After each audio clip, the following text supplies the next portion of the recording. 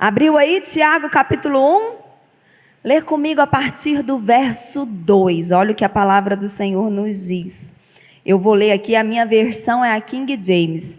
Meus amados irmãos, considerai por motivo de júbilo, motivo de alegria, o fato de passardes por diversas provações, porquanto sabeis que a prova da vossa fé produz ainda mais perseverança. E a perseverança deve ter plena ação, a fim de que sejais aperfeiçoados e completos, sem que vos falte virtude alguma. Amém? Tende motivo de grande alegria passar por diversas provações. Quem aqui está passando por provação? Eu estou. A palavra de Deus nos ensina, lá em 1 Tessalonicenses, é algo cultural nos Estados Unidos, que nós lá em casa, a minha família, a gente, fugiu a palavra aqui, incorporou na cultura nossa familiar, que é o Thanksgiving, né? O dia de ação de graças. Então a gente faz um jantar especial, aí eu deixo o cardápio por conta das crianças, e a gente tem um momento ali da gente relembrar aquele ano que passou e agradecer a Deus por algumas coisas. E esse ano a minha filha, ela não está aqui, ela está cuidando, está servindo a Deus lá na salinha de crianças, e ela falou, vamos fazer o pote da gratidão. E ela falou, ela cortou 4 papel, assim, 4 pedaços e deu para cada um. Falou, cada um põe só 4, senão a gente fica falando demais e não come. E eu achei interessante porque depois, na hora que a gente colocou tudo no pote, depois ela sacudia, ela que coordenou tudo, e a gente ia lendo cada um e a gente ainda sabia de quem que era, né? Mas na hora que a gente começou a ler, a gente começou a lembrar de outras coisas que... Nossa, aí um falava, nossa, é mesmo, Deus fez isso esse ano. E a gente começou a agradecer a Deus. E um versículo que eu sempre me recordo dele, quando às vezes eu vou orar, e a gente está às vezes tão pesado, está sentindo aquele peso tão grande por causa das provações, por causa dos problemas que a gente passa, e a gente já chega na presença de Deus para rasgar o coração, para rasgar o verbo também, não é? E eu me lembro desse texto de 1 Tessalonicenses 5. Em tudo dai graças, porque essa é a vontade de Deus. Algumas traduções traz, em todas as circunstâncias dai graças. Aqui, Tiago fala que a gente tem que considerar motivo de alegria a luta que a gente está enfrentando, a dificuldade que a gente está passando.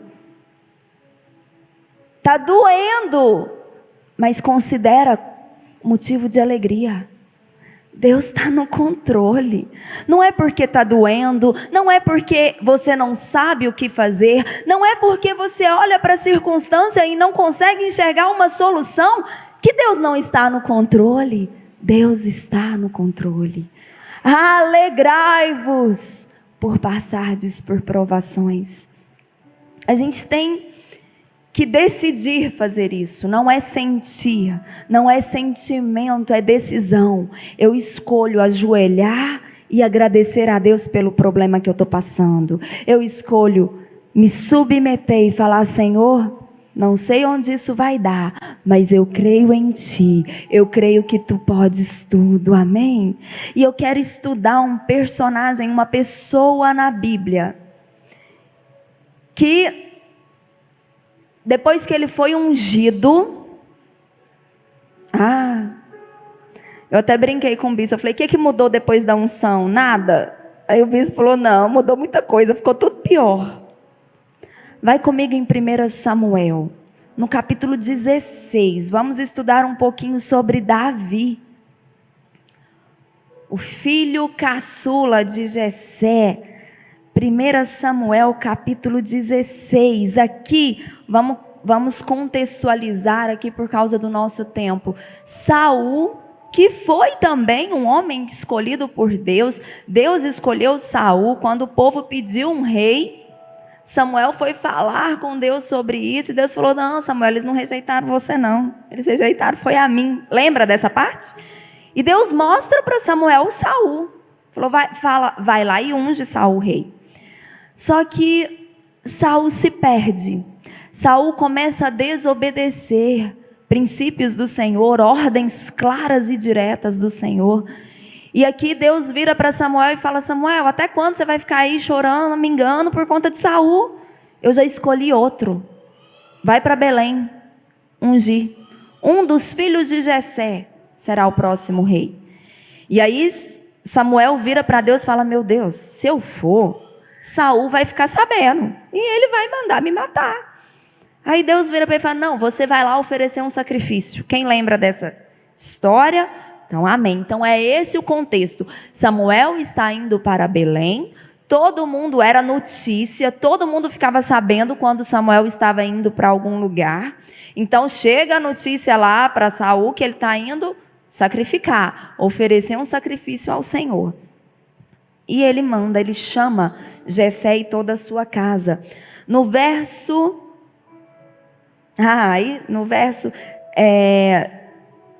4, ele chega a Belém. A Bíblia diz que os anciãos da cidade chegam até ele, pergunta se a chegada dele é boa ou não. Ele fala que é de paz e tal, manda chamar Jessé e os seus filhos. E aí tem a história que a gente conhece. Primeiro chega o filho mais velho, Eliabe, que Samuel olha e fala: é esse o próximo rei. E aí Deus fala o que para ele? Não, porque eu não vejo como vê o homem. O homem, nós vemos o exterior, nós julgamos pela aparência, nós julgamos pela desenvoltura de alguém, não é? Pelas habilidades que nós conseguimos bater o olho e ver e perceber, mas Deus olha o coração. E assim passa todos os filhos de Jessé, até que Samuel vira e fala: mas acabou? Você não tem mais filho? Porque nenhum desses aí Deus escolheu. E aí Jessé lembra, fala: não, tem o mais novo. É que o mais novo está lá cuidando das ovelhas. Manda chamar, porque ninguém vai comer até que ele chega. E quando ele chega, olha lá, verso 11. Então questionou Samuel a Jessé: estes são todos os filhos que tens? Ao que Jessé respondeu: bem, ainda tenho caçula, mas ele ficou cuidando das ovelhas. Então Samuel prontamente ordenou a Jessé: manda buscá-lo, porque não nos sentaremos para comer enquanto ele não estiver presente. Jessé mandou chamá-lo. Ele era ruivo, de belos olhos, saudável e de admirável aparência. E o Senhor afirmou: levanta-te e unge-o, é ele. Samuel apanhou o chifre que estava repleto do melhor azeite e ungiu na presença dos seus irmãos, e a partir daquele dia o Espírito do Senhor apoderou-se de Davi, e Samuel retornou para Ramá. Samuel foi lá, derramou do melhor azeite, eles levantaram, comeram. Samuel voltou para Ramá, e Davi fez o quê? Sentou no trono do rei de Israel? Não. Davi voltou a cuidar das ovelhas do seu pai. Naquela época tinha celular? Não. Tinha câmera fotográfica? Tinha filmadora? Tinha internet? Não. Rede social? Não. Depois que Davi é ungido, Samuel volta para Ramá. Davi volta a cuidar das ovelhas do seu pai.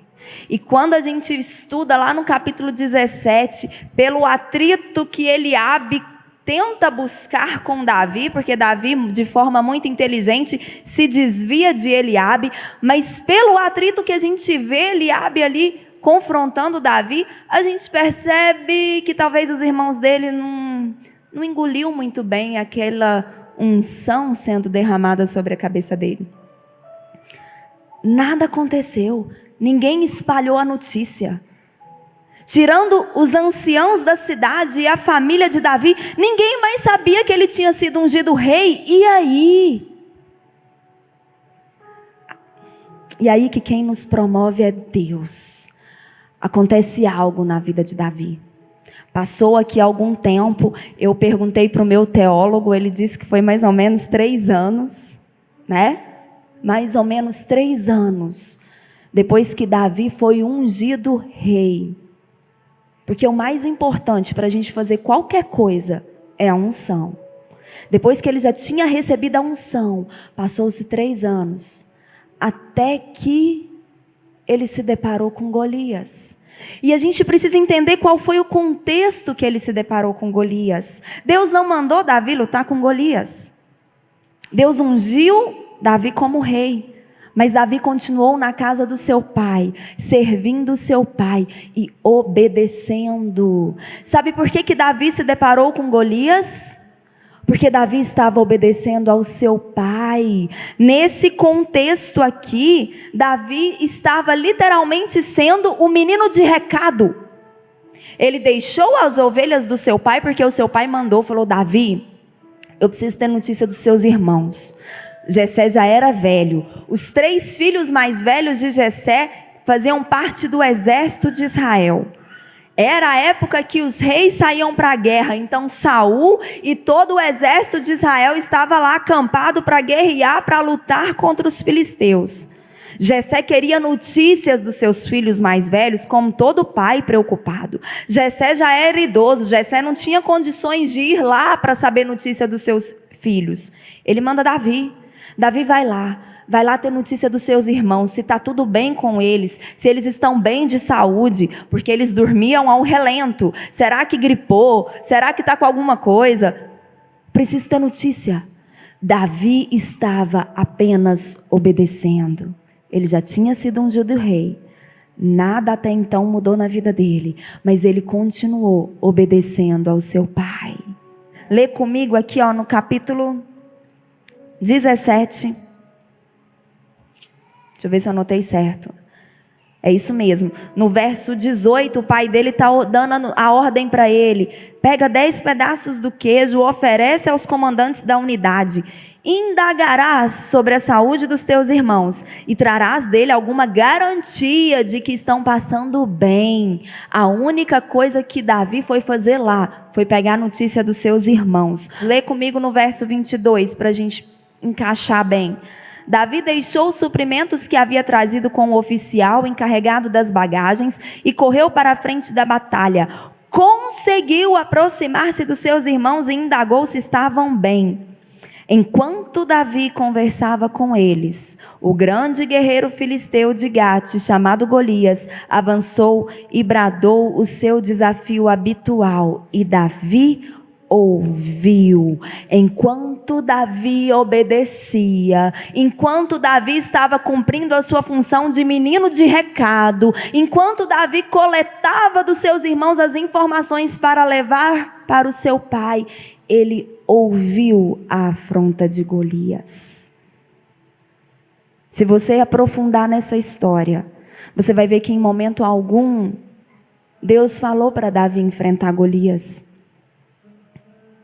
Davi não desafiou Golias.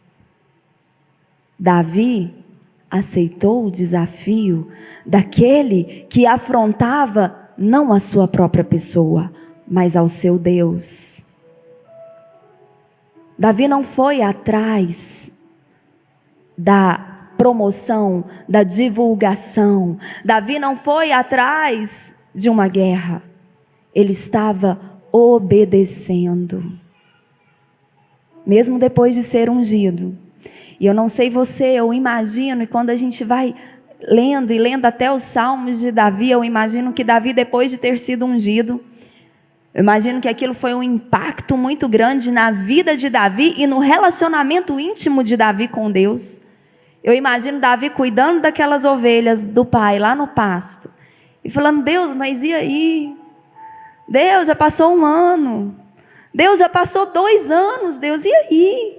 Será que Samuel ouviu direito? Será que ele errou? Porque ele disse que eu ia ser rei, mas eu estou aqui no mesmo lugar. Talvez quando ele viu seus irmãos se preparando para ir para a guerra, e ele ficando fazendo a mesma coisa de todos os dias, cuidando das ovelhas do seu pai. Talvez ele tenha ficado: Deus, mas eu não vou para a guerra. Se eu for para a guerra, as pessoas vão me ver, elas vão saber.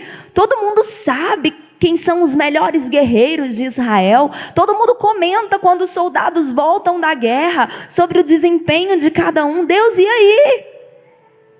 E nada. Até que um dia ele obedece seu pai e vai pegar notícias sobre seus irmãos.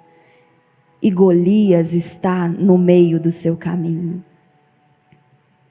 Tendes motivo de alegria serem provados, passarem por lutas, passarem por problemas. O Golias que se levanta contra você é uma oportunidade para que a unção de Deus que está sobre você apareça, para que a glória de Deus se manifeste através da sua vida. Quando ele chega diante de Saul e fala: eu vou lutar contra ele. Saul tenta vestir a armadura dele, tenta preparar Davi como qualquer outro bom soldado se prepararia. E Davi não consegue nem andar, nem mexer. Foi o primeiro momento, porque depois a gente vai vendo que Davi depois se torna escudeiro de Saul, e depois Davi vai para a guerra. E aí eu já imagino que Davi já tinha a sua armadura. Quando ele se torna então rei de Israel, ele vai para a guerra. Aí eu já imagino ele com a espada, com o escudo. Mas naquele momento, Davi não foi lá para lutar. Davi foi lá para obedecer. Coloca a mão no seu coração, fecha os seus olhos e fala: a obediência é o caminho da bênção. Não tem outro caminho, não existe. Depois que Davi derrota Golias, se você continuar estudando, você vai ver que Saul já não deixa mais Davi voltar para a casa do seu pai, para a casa de Jessé. Ele segura Davi ali com ele, tá? No capítulo, eu acho que eu anotei aqui, no capítulo 18, depois de Golias. No verso 2 do capítulo 18, daquele dia em diante, Saul manteve Davi consigo e não permitiu que ele retornasse para a casa de seu pai. Verso 5, Davi aceitava todas as missões que Saul lhe incumbia e era sempre sábio e exitoso em tudo quanto realizava. Por esse motivo, Saul lhe outorgou o comando do exército, e isso agradou a todo o povo, bem como aos conselheiros de Saul. Davi continuou obedecendo. Apareceu Golias diante dele, quando ele estava obedecendo, e ele derrotou Golias. Ele fica junto com Saul. Saul não deixa ele retornar para Belém. A partir daquele momento ele começa a viver no palácio, ele começa a servir Saul. E a Bíblia diz que ele obedecia em tudo, ele se sujeitava em tudo. Aí, embora ninguém em Jerusalém, em Israel, tirando a sua família e os anciãos de Belém, embora ninguém tivesse visto com seus próprios olhos, Samuel virá aquela botija de azeite, do melhor azeite sobre Davi. Todos começaram a perceber o Espírito de Deus sobre a vida de Davi. Depois de Golias, aparecem as mulheres de Israel. Verso 6, disse que elas cantavam e dançavam. Saul matou milhares, Davi matou 10 milhares. A unção começa a aparecer. O Espírito de Deus se apoderando de Davi começa a aparecer aos olhos de todas as pessoas. Você não precisa de um vídeo viralizado na internet para as pessoas verem a unção de Deus sobre você, perceberem o Espírito de Deus agindo sobre você. Mas existe um processo. Depois desse momento, Davi, aquele jovem que há mais de 3, 4 anos já tinha sido ungido rei, ele ainda não sentou no trono, ele ainda não se tornou rei. Ele fugiu, ele teve que fugir para o deserto, ele teve que habitar em cavernas, ele teve que se esconder de Saul. Foi um processo. Há um processo que nós precisamos percorrer. Quando Deus nos unge, isso, embora a nossa natureza, a gente quer que tudo seja tão imediato. A gente hoje luta contra o tempo. Esperar para a gente hoje é um sacrifício. Não é? Tem coisa pior que ficar esperando? A gente fica irritado, não é? Não tem. Mas é um processo. Presta atenção em algo que eu vou te falar. Deus não desperdiça azeite. Deus não desperdiça unção. Quando a unção é derramada sobre a sua cabeça, quando o azeite é derramado sobre a sua cabeça, calma, tem um processo. Vai vir Golias, vai vir Saul, vai vir deserto, vai vir filisteu, vai vir caverna. Mas aquilo que Deus prometeu, Ele é fiel para cumprir, amém? Deus não desperdiça azeite. E às vezes quando a gente se depara com Golias, e às vezes quando a gente se depara com Eliabe, eu acho que às vezes é um gigante, não vou falar mais difícil que Golias, mas tão difícil quanto. Porque Eliabe era irmão de Davi. Eliabe, você percebe naquela fala dele, né? O que você está fazendo aqui? Com quem que você deixou aquelas poucas ovelhas? Bem conheço a sua presunção. Davi estava apenas obedecendo. A gente vê que Jessé é que manda ele ir, ele não pede para ir. Talvez ele tenha pedido para o Senhor, lá no pasto, no meio das ovelhas. A gente não sabe. Mas ele estava lá obedecendo. E talvez Eliabe, poxa, cresceu com Davi. Talvez Eliabe era aquela pessoa que Davi esperava assim, né? Estou contigo. O meu irmão recebeu a unção. O meu irmão vai ser rei de Israel. Estou contigo. Talvez era aquilo que Davi esperava de Eliabe. E ele não encontrou.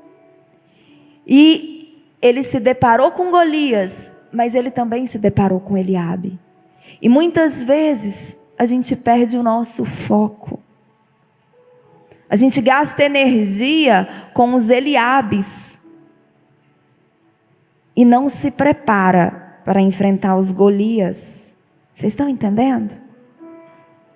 A provação que você está passando hoje pode ser uma situação financeira, pode ser uma enfermidade, pode ser os relacionamentos na sua vida.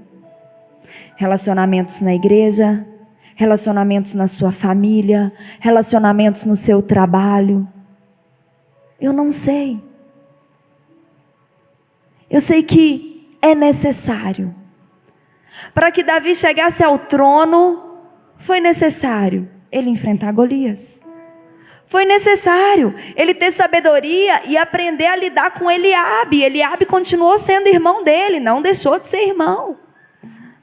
Foi necessário ele encarar e lidar com a raiva e a revolta de Saul, sem, no entanto, tocar na vida de Saul, sem, no entanto, se aproveitar da oportunidade e ferir Saul de morte.